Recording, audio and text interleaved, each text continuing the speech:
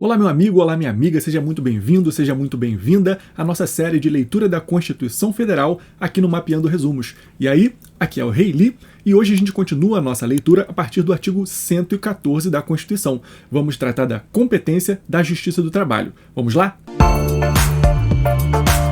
E o caput do artigo 114 diz o seguinte: compete à Justiça do Trabalho processar e julgar. Então aqui a gente está falando da competência, né? Competência da Justiça do Trabalho. Inciso 1. As relações oriundas da relação de trabalho. As ações oriundas da relação de trabalho, abrangidos os entes de direito público externo e da administração pública direta e indireta da União, dos Estados, do Distrito Federal e dos municípios. Aqui já começa o caldo a engrossar. Por quê? Porque dentro de relação de trabalho, dessa expressão aqui cabe muita coisa. O que é relação de trabalho? O que é trabalho? Tudo é trabalho, né? Trabalho como carteira assinada é trabalho, trabalho como camelô é trabalho, trabalho na administração pública é trabalho. Que trabalho? Então a doutrina divergiu bastante. O que seria a relação de trabalho aqui? É tudo? Tudo, todo ser humano que trabalha é relação de trabalho. Mas não, isso aqui foi delimitado, então não se julga qualquer relação de trabalho aqui. Aqui, parte da doutrina defende que aqui está relação de emprego, relação seletista e não relação de trabalho. Tanto é que ações com a administração pública, regime jurídico estatutário, não são competência da Justiça do Trabalho. Se você é um servidor público estatutário, lá do 8.112, ou servidor estadual com a sua lei específica, servidor municipal com a sua lei específica, você não tem uma relação de emprego com a administração pública. Você não é carteira assinada, como se diz, entre aspas, no popular, né? Então, não é competência da Justiça do Trabalho. Vai ser competência da Justiça comum, juiz de direito, juiz federal, se você é servidor federal, Tribunal de Justiça, Tribunal Regional Federal. Não é juiz do trabalho, Tribunal Regional do Trabalho, TST. Não é essa a competência, a Justiça do Trabalho. Então, aqui, muito importante a gente saber isso. As ações oriundas da relação de trabalho, abrangidos os entes de direito público externo. Então aqui, ó, ente de direito público externo, países estrangeiros, organizações internacionais estrangeiras. Será que entra aqui também? Entra, mas com uma observação que a gente vai ver já já. E a administração pública direta e indireta da União. Administração pública direta e indireta da União. Se ela contratar como relação de emprego, pode entrar, mas vamos ver. Então eu trouxe alguns julgados do STF para a gente analisar essa questão. O primeiro julgado diz o seguinte: a interpretação adequadamente constitucional da expressão relação do trabalho deve excluir os vínculos de natureza jurídico-estatutária, em razão do que compete à Justiça do Trabalho, de que a competência da Justiça do Trabalho não alcança as ações judiciais entre o poder público e seus servidores. Então, o que eu falei aqui, ó, relação jurídico-estatutária, 8.112, as leis estaduais, municipais, não entram aqui, não são de competência da Justiça do Trabalho. O segundo julgado diz: interpretação conforme ao disposto no artigo 114, inciso 1, 4 e 9 da Constituição da República, de modo a afastar a competência da Justiça do Trabalho para processar e julgar ações penais. Então, ó, muito importante, ações penais, nenhuma ação penal é da Justiça do Trabalho, a competência da Justiça do Trabalho, tá?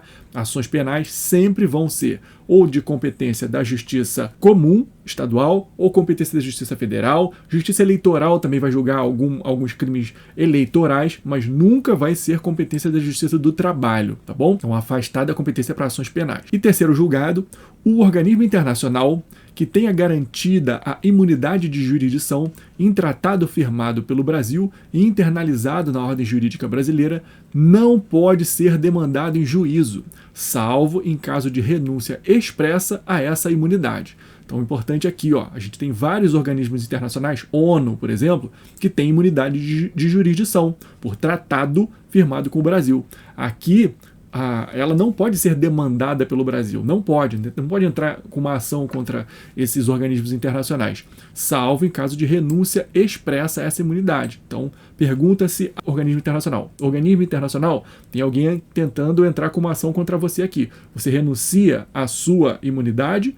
Você quer responder a essa ação ou não? Se ele disser que não, ele tem essa imunidade, e a pessoa vai ter que buscar a responsabilização desse organismo internacional no âmbito internacional e não no âmbito nacional. Aqui também funciona para os países estrangeiros, mas não por conta de tratado específico, por conta das normas do direito internacional. Então, observação a isso aqui também, porque é um tema de repercussão geral, tema 947, então julgado vinculante, muito importante. Inciso 2.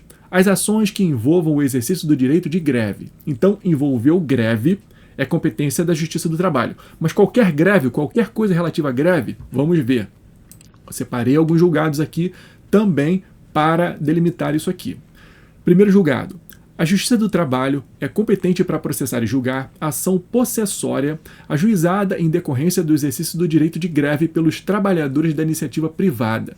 Então, tem a ver com greve, mas é uma ação possessória.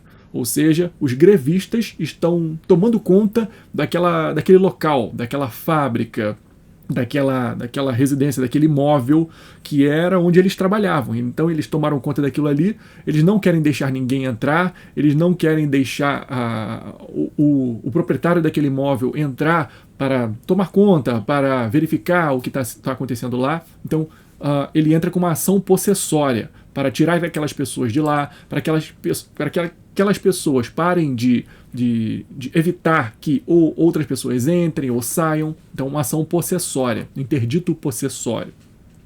Aqui, se tem a ver com direito de greve, a competência da Justiça do Trabalho também, tá? Por mais que seja uma ação possessória, e normalmente as ações possessórias vão para a Justiça Estadual. Mas aqui não, tem a ver com greve, Justiça do Trabalho. Segundo julgado, Justiça Comum Federal ou Estadual é competente para julgar a abusividade de greve de servidores públicos seletistas da administração direta, autarquias e fundações de direito público.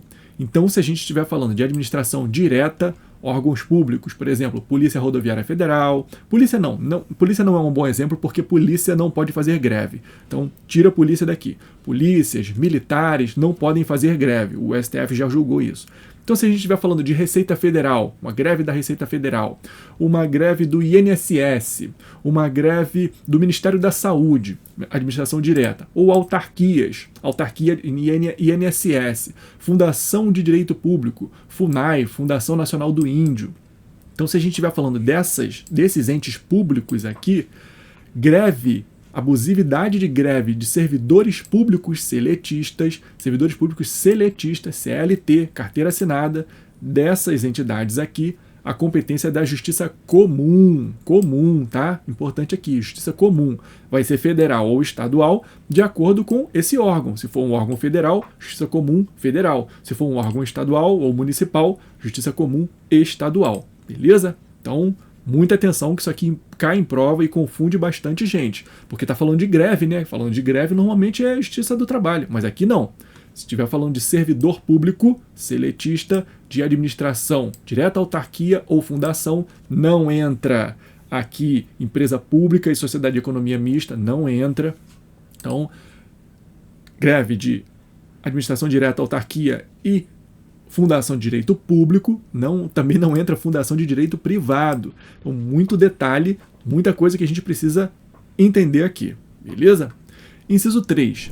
As ações sobre representação sindical entre sindicatos e trabalhadores e entre sindicatos e empregadores. Então, falou de sindicato, relação sindical, é competência da Justiça do Trabalho.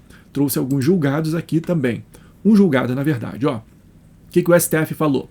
Não se inserem na competência da Justiça do Trabalho as ações cujo objeto seja a cobrança de contribuição sindical de servidores estatutários.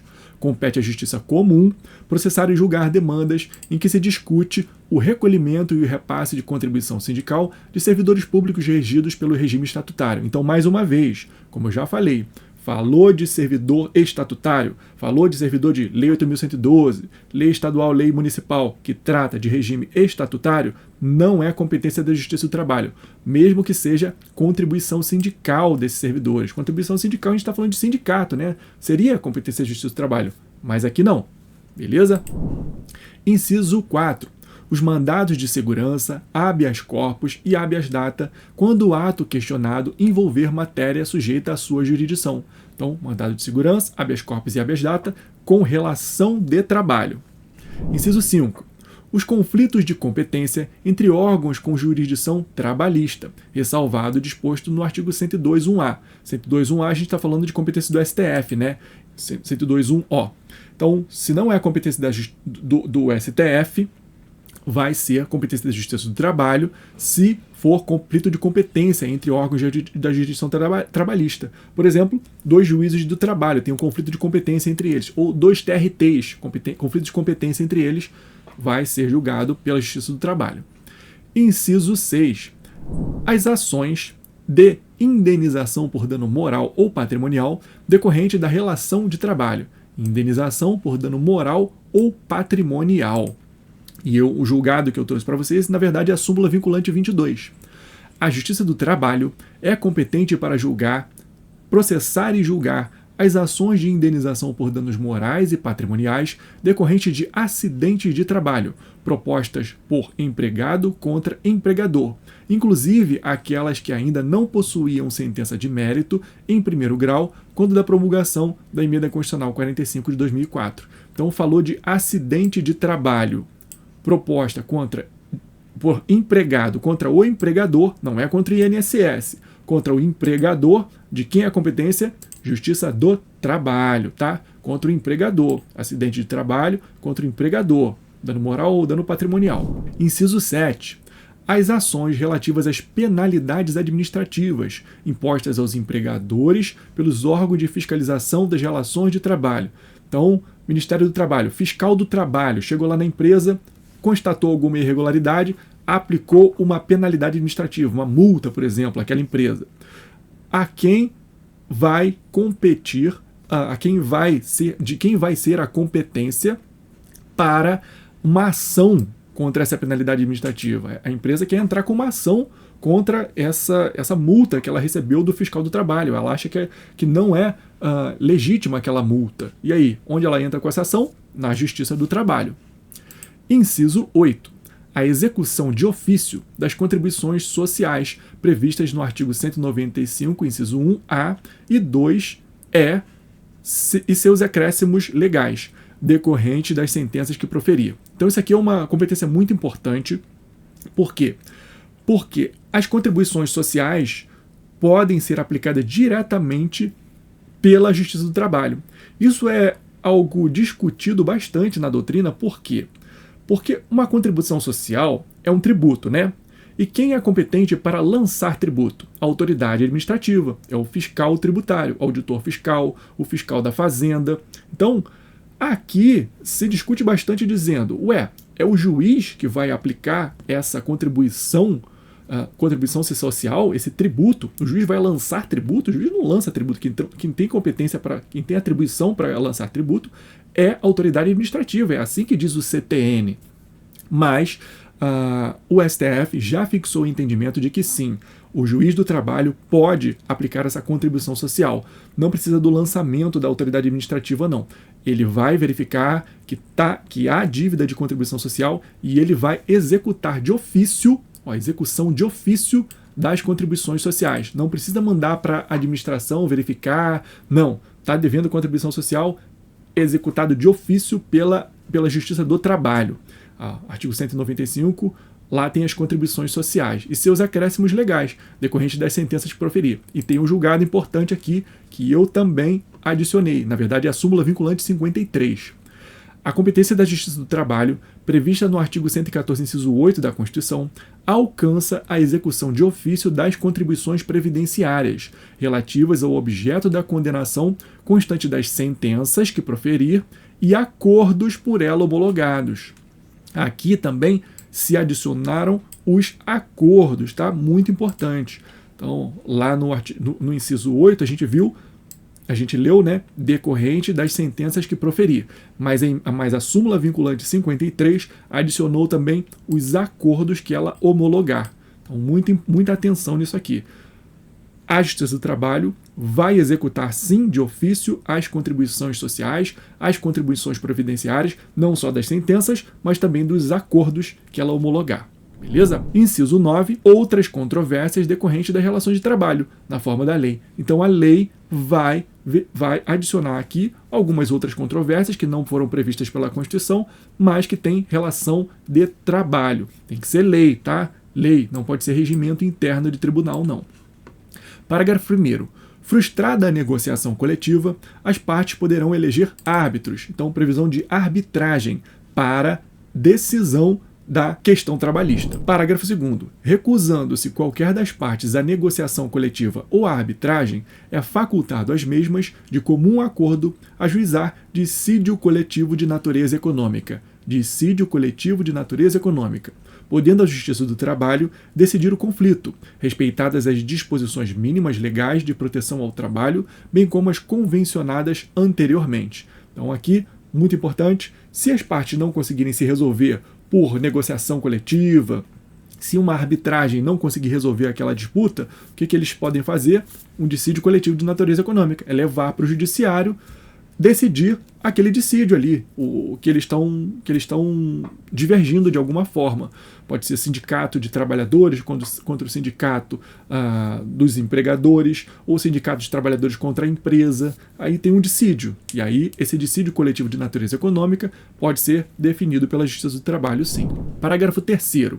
Em caso de greve em atividade essencial, com possibilidade de lesão do interesse público, o Ministério Público do Trabalho poderá ajuizar dissídio coletivo, competindo à Justiça do Trabalho decidir o conflito. Então a gente tem aqui uma hipótese de greve uma atividade essencial, em hospitais públicos, por exemplo, uma greve em uma atividade essencial, um hospital privado, com possibilidade de lesão ao interesse público.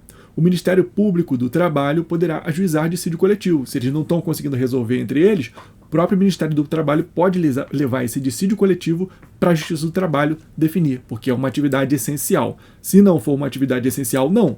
Aí o Ministério Público do Trabalho não pode se meter. Eles têm que resolver entre eles. E aqui uma nota que eu adicionei, as ADIs 3392 e 3432, que são adicionadas aqui, né, como observação lá na Constituição Federal do Planalto, no seu Vademecum também deve ter essa observação aí, essas ADIs. O que dizem essas ADIs? Ela discutiu a necessidade do mútuo acordo para o ajuizamento de dissídio coletivo. A dúvida era, precisa do acordo para o ajuizamento de dissídio coletivo, sim ou não? Outro assunto tratado aqui foi a legitimidade do Ministério Público do Trabalho para ajuizar o dissídio coletivo. E aí, o Ministério Público do Trabalho tem que ter essa legitimidade, sim ou não? Dizia que essas normas ofendiam o artigo 5º, inciso 35, inafastabilidade do Poder Judiciário, 55, contraditória pela defesa, o 78, razoável duração do processo, artigo 60, parágrafo 4º, inciso 4, tratando das cláusulas pétreas, e da Constituição Federal. E aí, ofende? Tem ofensa? E o STF entendeu que não há inconstitucionalidade aqui. O STF entendeu que essa condição aqui, o mútuo acordo para o ajuizamento de dissídio coletivo, antes tem que tentar o mútuo acordo, isso aqui é uma condição da ação estabelecida pela própria Constituição. Uma condição da ação tem que ser cumprida para ingressar com aquela ação. É um estímulo às formas alternativas de resolução de conflito. Formas alternativas, também chamadas de formas adequadas atualmente, de resolução de conflito. É a chamada justiça multiportas. Também decidiu o STF que não tem aqui limitação ao poder normativo da Justiça do Trabalho, não tem violação ao artigo 7º, 8º, não tem violação ao princípio da razoabilidade, não tem. Decidiu que essa reforma do Poder Judiciário, da Emenda Constitucional 45, que adicionou esses artigos, visa dar celeridade processual e privilegiar a autocomposição. É importante, ele ressaltou a importância dos acordos coletivos como instrumento de negociação dos conflitos, mútuo consentimento, e há precedente nesse sentido. Foi assim que decidiu o STF nas ADIs 3392 e 3432. Não há inconstitucionalidade nesse parágrafo 3º, não, beleza? E agora eu te deixo com esse vídeo aqui do lado, em que a gente continua lendo a Constituição Federal a partir do artigo 115. Te vejo lá, hein?